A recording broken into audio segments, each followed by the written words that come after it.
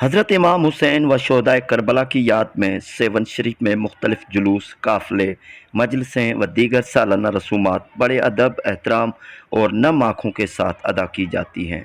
मुहर्रमुल हराम करीब आने पर मुर्शिद की नगरी के तमाम काफ़ियाँ, उनके सरगरूहान, सेवन के सादात और अवाम, मौला अली मुश्किल कुशा के चाहने वाले मिलकर इन रसूमात में हिस्सा लेते हैं।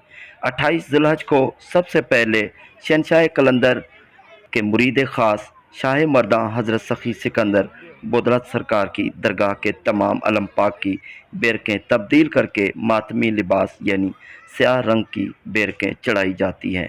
साथ में तमाम मज़ारात व कब्रों की चादरें भी स्याह रंग की चढ़ाई जाती हैं।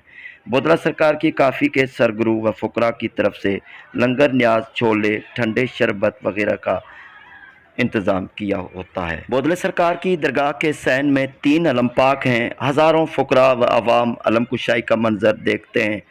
लेडीज़ व बच्चे भी शामिल होते हैं। इसके बाद 29 ज़ुल हज को हज़रत सखी लाल शाहबाज कलंदर की दरगाह के अलम पाक की बेरकें तब्दील होने की रस्म अदा की जाती है और बाद में सेवन शरीफ की तमाम इमाम बारगाहों के अलम पाक के परचम व मज़ारात की चादरें तब्दील की जाती हैं।